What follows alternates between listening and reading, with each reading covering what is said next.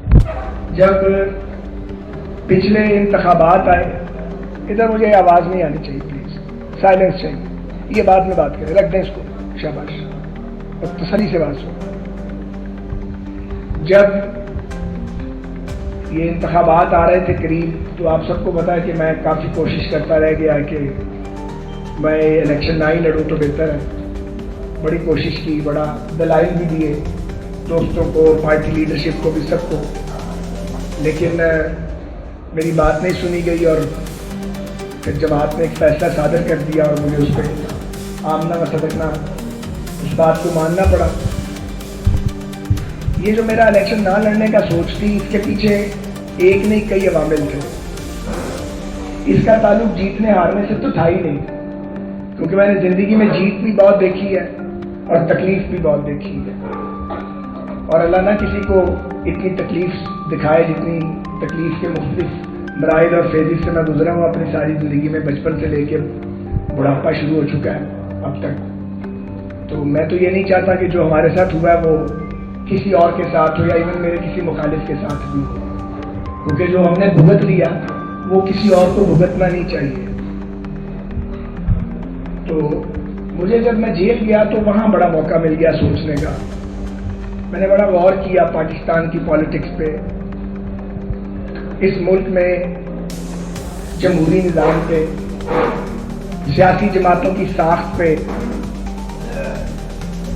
Establishment کے role پہ، judicial establishment کے رول پہ، ججز جو کرتے ہیں، جو اسٹیبلشمنٹ کرتی ہے، جو سیاسی جماعتیں کر رہی ہیں یا کرتی ہیں، اس کا میں نے غیر جانبدار ہو کے بڑا تجزیہ کیا۔ بڑا ٹائم تھا، لمبا ٹائم تھا، لمبی جیل تھی۔ تو آپ کو پتہ ہے جیل بڑی تکلیف دہ چیز ہے، لیکن اس کے بڑے فائدے بھی ہیں، اور سیاسی کارکن جو ہے اگر وہ جیل کو ٹھیک طریقے سے کاٹنا چاہے تو اس کے مخالف جو مرضی کرتے رہے، لیکن جیل جو ہے اس کو کندن بنا دیتی ہے۔ اب یہ کاٹنے والے پہ ڈیپینڈ کرتا ہے کہ اس نے جب باہر آنا ہے تو کندن بن کے نکلنا ہے یا اس نے زہر آلود بن کے نکلنا ہے۔ تو مجھے چونکہ یہ جانے کا اتفاق رہا ہے زندگی میں، بہت 13-14 بار تو ہوا آیا ہوں میں، اور اگر ٹوٹل کر لیں تو یہ مہینے نہیں سال بنتے ہیں، اور کئی سال بنتے ہیں۔ تو وہ مجھے یہ بڑا وقت مل گیا، سلمان صاحب بھی میرے ساتھ تھے، ہم سوچتے رہے، بات کرتے تھے، کنسلٹیشن کرتے تھے، اور بھی ہمارے ساتھی جیل میں تھے جن کا جرم یہ تھا کہ انہوں نے عمران خان صاحب اور جنرل قمر جاوید باجوہ اور ثاقب نثار صاحب کی جو یہ ایک بدقسمتی سے شیطانی مثلث انہوں نے بنائی ہوئی تھی، ان ہولی الائنس تھا، اس کے انہوں نے اس کو ماننے سے انکار کیا تھا۔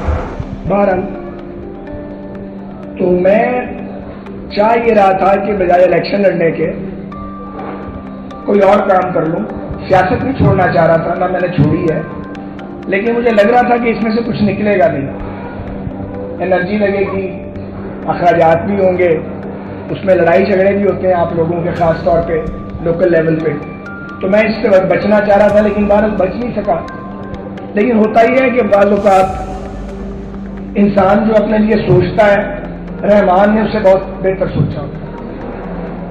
تو بعض اوقات یہ لگتا ہے کہ آپ الیکشن ہار گئے ہیں یا آپ مقابلہ ہار گئے ہیں تو آپ کو شکست ہو گئی ہے، لیکن دراصل وہ آپ کو شکست نہیں ہوئی ہوتی، قدرت نے آپ کے لیے کچھ اور سوچا ہوتا ہے۔ تو مجھے اچھے سے یاد ہے سردار عبدالقیوم خان صاحب، آپ لوگ بہت سے جو بڑے ہیں آپ سب انہیں جانتے ہوں گے، بڑے آدمی تھے ہمارے، وہ استادوں میں تھے، اور بلکہ ان کا ایک پیر و مرشد والا مقام تھا مسلم لیگ کو نوجوانوں کے لیے، جو نظریے کی بنیاد پہ مسلم لیگ کے ساتھ تھے، محض اقتدار کی بنیاد پہ نہیں تھے۔ تو میں ابھی ایم ایس ایف کو لیڈ کر رہا تھا، تو ایک بار مجھے مجاہد اول نے کہا کہ بچو یہ بتاؤ، مجھے بچو کہتے تھے، وہ بڑے تھے بہت، یہ اس کا کیا مطلب ہے وَتُعِزُّ مَن تَشَاءُ وَتُذِلُّ مَن تَشَاءُ؟ میں نے کہا اس کا یہی مطلب ہے کہ وہ جسے چاہے عزت دے اور جسے چاہے ذلت دے۔ تو انہوں نے کہا بچوں اس کا ایک مطلب اور بھی ہے کہ وہ جسے چاہے اختیار دے کے رسوا کر دے، اور جسے چاہے اس سے اقتدار لے کے اس کو عزت بخش دے۔ تو تب یہ بات کم سمجھ آتی تھی، لیکن آنے والی زندگی میں یہ بات بہت سمجھ آئی۔ اپنے لیے میں نے یہ فیصلہ جیل میں ہی کر لیا تھا کہ مجھے ایک ایسا رول پلے کرنا ہے جتنے دن بھی سانس میں سانس ہے، کہ غلط کو غلط کہنا ہے اور ٹھیک کو ٹھیک کہنا ہے. زندگی میں نے اسی طرح ہی گزاری ہے. اسٹوڈنٹ پالیٹکس بھی اسی طرح کی ہے، یوتھ پالیٹکس بھی کی ہے، اور قومی سیاست میں بھی جتنے دن گزارے ہیں اسی طرح ہی گزارے ہیں. میں آپ کو مزے کی بات بتاتا ہوں. جہانگیر بدر صاحب مرحوم بڑے آدمی تھے، پیپلز پارٹی کے بڑے لیڈر تھے. ان سے میرا الیکشن ہو گیا 2002 میں. وہ بھی نیشنل اسمبلی کا الیکشن لڑ رہے تھے اور پروونشل میں بھی لڑ رہا تھا اندرون شہر سے. اب بدر صاحب جیل میں تھے. بدر صاحب جو تھے وہ جیل میں تھے اور میں آزاد تھا.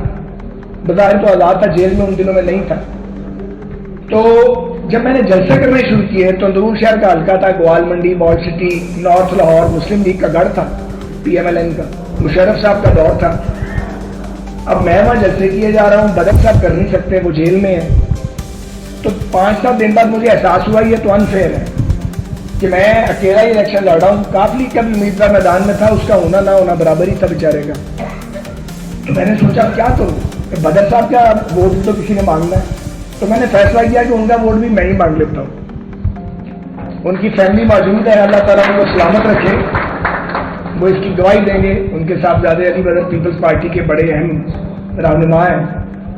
تو میں نے یہ کرنا کہ جب تقریر کرتا تھا تو پہلے میں اپنا پولیٹیکل ایجنڈا بتاتا تھا لوگوں کو. پھر جب وہ میں اپنا ایجنڈا بتاتا تھا تو میں انہیں بتاتا تھا کہ میرے علاوہ ایک امیدوار اور بھی ہے، ان کا نام جہانگیر بدر ہے، اور وہ جیل میں ہے. اور وہ جیل میں کسی کرپشن کی وجہ سے نہیں ہے، بلکہ وہ اپنی پارٹی سے وفاداری کی وجہ سے ہے. تو اگر آپ میں سے کوئی مجھے ووٹ نہ دینا چاہے تو پھر ان کو ووٹ ضرور دے دیں. وہ جب میں نے 2-4 تقریریں کی تو بات بدر صاحب تک پہنچ گئی. تو مجھے بدر صاحب کا پیغام آیا کہ تم مجھے ملو آ کے. بڑے تھے، میں ان سے کبھی ملا بھی نہیں تھا زندگی میں، اتفاق کی بات ہے، کبھی ملاقات ہی نہیں ہوئی تھی اس سے پہلے. تو میں ڈینٹل ہاسپٹل گیا، وہ اپنے علاج کے لیے آئے ہوئے تھے، وہاں جیالے بھی تھے پیپلز پارٹی کے. انہوں نے مجھے گلے لگایا، میرا ماتھا چوما، بڑا پیار کیا. کہتے ہیں یہ تم کیا کر رہے ہو، تم میرے حق میں بھی تقریریں کرتے ہو. تو میں کیا یہ میں کیا کروں، مجھے بتائیے. علی ابھی